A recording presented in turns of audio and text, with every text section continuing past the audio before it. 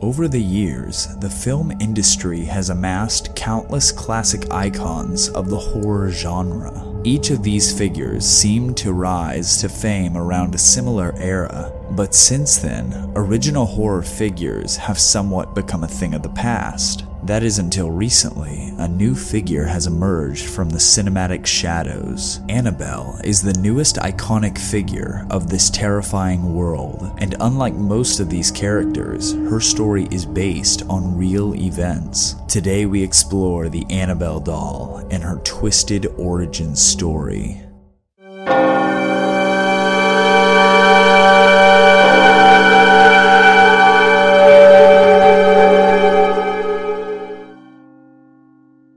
During the year 1970, a girl named Donna, for her 28th birthday, received a gift from her mother. The gift was a traditional innocent-looking Raggedy Ann doll, who for the most part seemed ordinary. That is until Donna and her roommate, Angie, noticed something odd about the doll. When placed on Donna's bed and left alone, the girls would come back only to find that the doll had moved. This would happen on several different occasions, and with each time a different part of the doll would be positioned differently, as if the doll itself was moving on its own. This strange occurrence only grew as time went on, until eventually the doll would be left alone, only to be seen again in an entirely different room. The two girls eventually thought that someone was breaking into their home and playing a practical joke on them, as they would find small notes written on parchment paper which they did not own.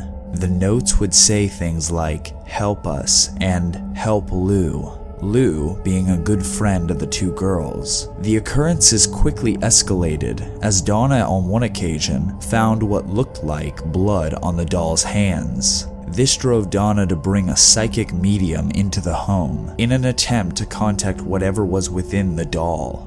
The medium performed a seance with the girls and told them that the spirit in the doll was a 7-year-old girl named Annabelle Higgins, who had died on the property before the girls' apartment complex was built. Through the medium, Annabelle was able to convince Donna and Angie to let her stay with them, as she claimed to pose no threat. This, however, could not be further from the truth.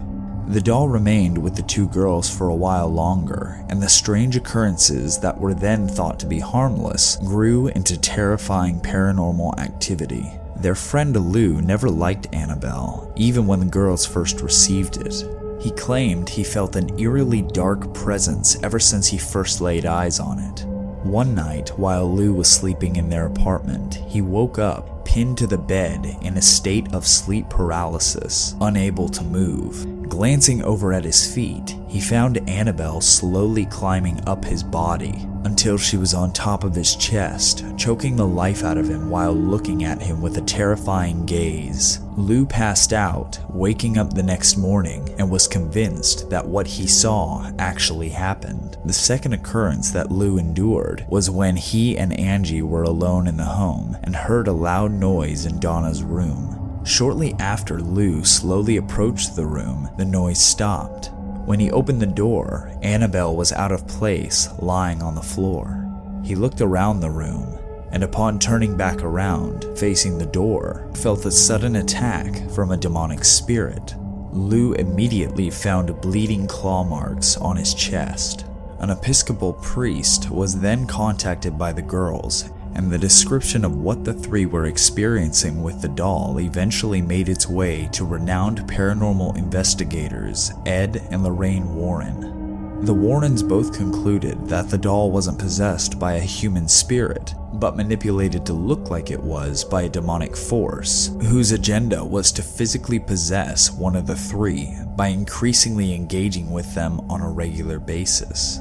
The Warrens decided to bring a priest to perform a lengthy exorcism, and at the request of Donna, took Annabelle with them, ridding the three of her presence for good. Several accidents were attributed to Annabelle's presence. Many people, from skeptics to priests, who had the opportunity to visit the Warrens and see the doll for themselves, either tested Annabelle's paranormal influence by insulting the doll or denied her power altogether. This resulted in many fatal or close to fatal events that took place in these people's lives shortly after they tested the doll. One such individual was a priest who held Annabelle and claimed that the demon spirit had no real power. Ed warned him not to say that, and on his way home, the priest was almost killed in a severe car accident. A more well-known incident was when a young motorcyclist came to see the doll for himself. At that time, Annabelle was already locked away in a box in the Warrens' occult museum. The man insulted Annabelle as he wanted to prove she had no power. After witnessing this, Ed kicked him out of the house. On his way home, the young man lost control of his motorcycle and died in a fatal crash. To this day, Annabelle remains in that box along with the rest of the disturbing objects the Warrens have collected over their career. But Lorraine claims that Annabelle is the most haunted object in the room. In 2009, the story of Annabelle was featured in the beginning of the film The Conjuring, where it terrified millions of moviegoers, and since then has become such an iconic figure that the doll has been featured in 2 other movies which are solely about Annabelle herself. Hey everyone, thank you all so much for watching this video. If you liked it, please give it a thumbs up, and if you haven't already, please be sure to subscribe to the channel for more videos like this one. Be sure to let me know what you think about this story. Do you think it's true or not? Let me know why or why not down in the comments section below. Also, which doll do you think is scarier? The one portrayed in the movies or the real-life Raggedy Ann doll? Personally, I think the real Annabelle doll is much scarier due to how innocent it looks. Whichever you think is scarier, let me know down in the comments as well. Thanks again for watching, and I will see you guys next time.